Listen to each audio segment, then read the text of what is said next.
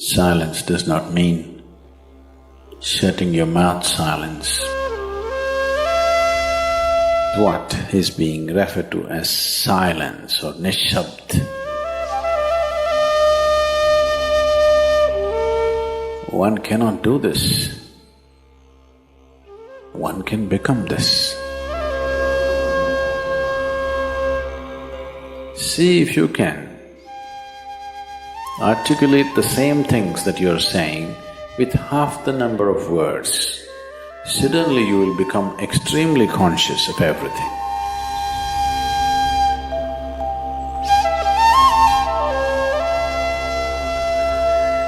The wind makes its own sound, so does the water.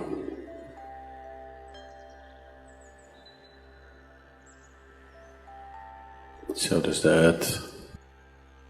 In fact, so does the sky. All the celestial objects are making their own sounds. There are sounds of pain, sounds of pleasure, sounds of misery, sounds of joy. For everything there is a sound. In human life, it's very true. Sounds of life,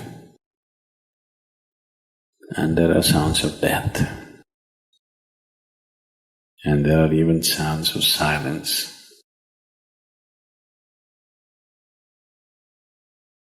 So this complex amalgamation of sounds, different kinds of sounds, creates different intent, different levels of compulsiveness,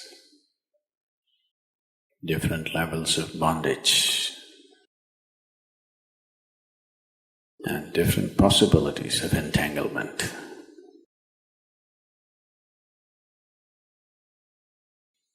In all this, why one chooses to become silent? Silence is not a way of denying yourself life. It is not even about denying yourself articulation. Silence is about moving from compulsiveness to consciousness. All sounds represent different forms and different dimensions of compulsiveness. When one chooses to become conscious, not be entangled in the compulsive nature of the existence, he naturally chooses to become silent. Silence does not mean shutting your mouth silence, plugging your ears silence. You can sing in silence, you can dance in silence, you can even speak in silence, you can even scream in silence. You don't try.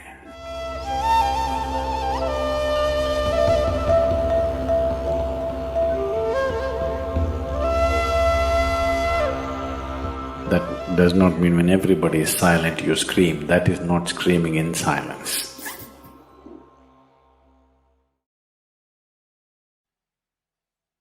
Because sound is of the surface, silence is of the core.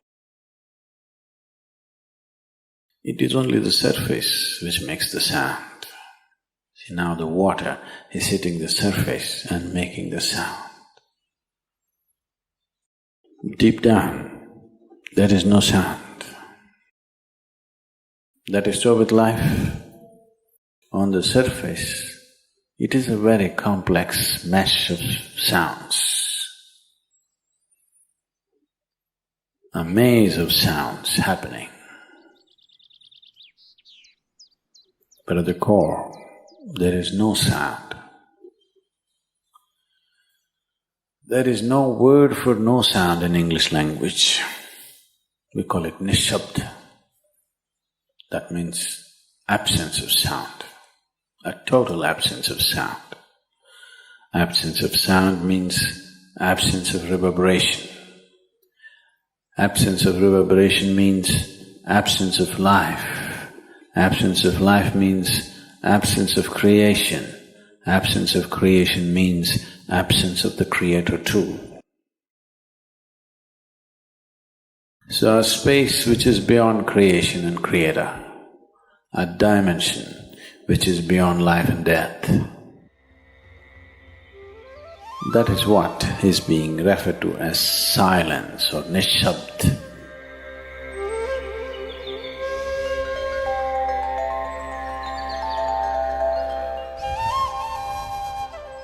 One cannot do this. One can become this. Commonly, there are two words employed to describe this. One is maun, that means you're practicing silence, you're not silent. You shut your mouth and you're remaining in maun. This is not nishabd. Maun means you're practicing silence. If you're practicing something, obviously you're not that. Are you life or are you practicing life? I'm asking you. Are you life or are you practicing life? Practicing life? No, your life. Maybe not very well practiced, but your life. Similarly, there is a difference between practicing silence and becoming silence. Practicing silence starts as a certain restriction, but slowly, as one practices silence, one can possibly become silent. One can become silent in intense activity, but nobody can keep up intense activity forever. Moments of intense activity are only moments. Nobody can sustain it. You'll expend yourself.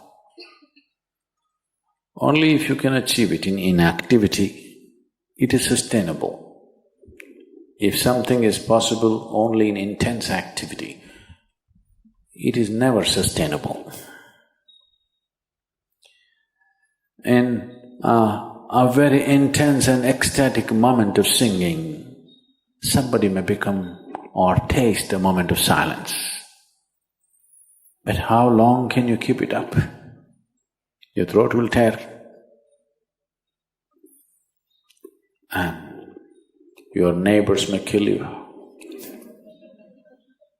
Possible. So this possibility of coming to silence or becoming silent also means to become still, to become utterly still. Stillness can be achieved in so many ways. If you watch a snake, he's still.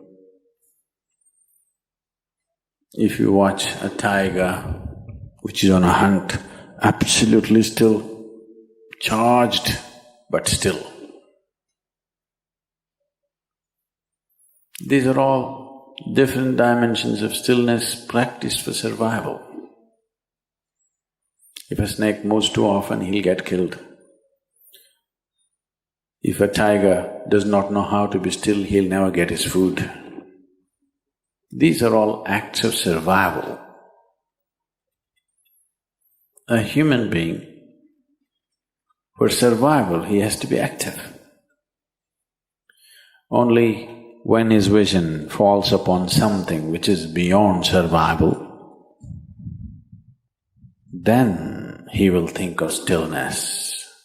Then he will understand as he observes himself, as he notices the complexity of one's compulsions. He understands the only way to solve it is to become still. to train this body, to train this mind, to become still.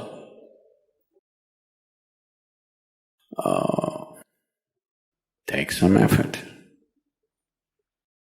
If one is simply blissed out, he will become still. But otherwise one has to work bit by bit, one has to work to bring this body to absolute stillness. Most people cannot hold their body in one place for any length of time. They're all the time in moment.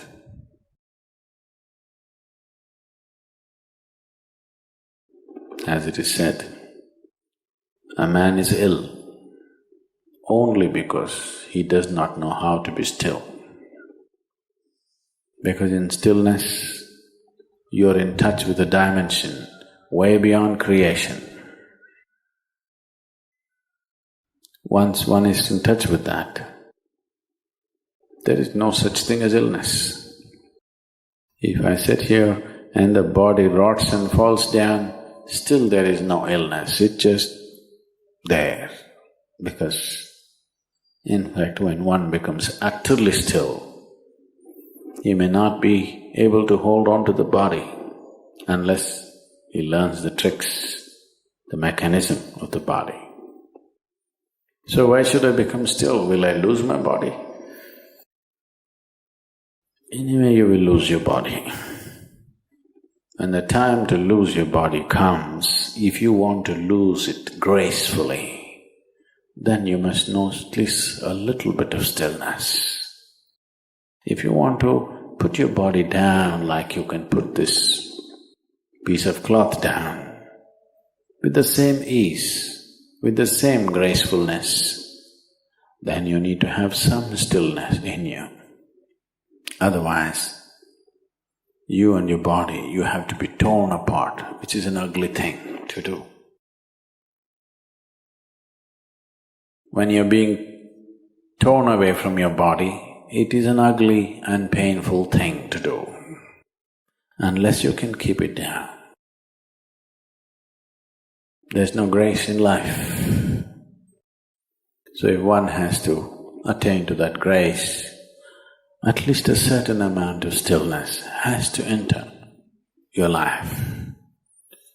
For this to happen, a certain level of silence has to enter your life. If right now if it is not coming, at least practicing a little bit of Maum. In an hour, if you're speaking 1,573 words right now, how many more? How many words do you spit out in a minute? 1,573, you're actually doing that many?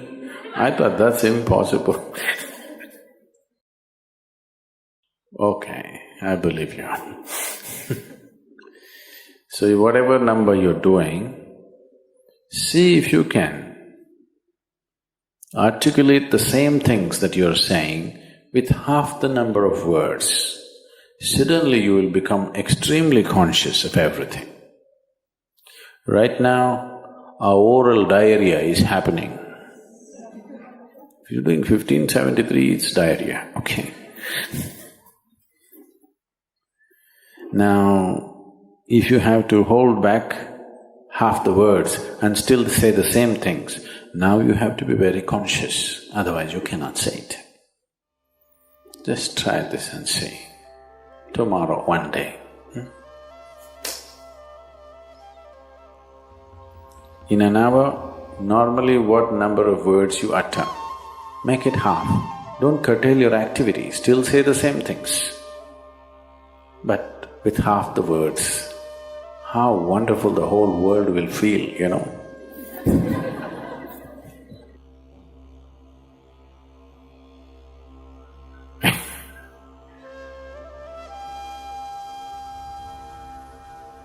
World will be a wonderful place, I'm telling you, tomorrow, if everybody does this.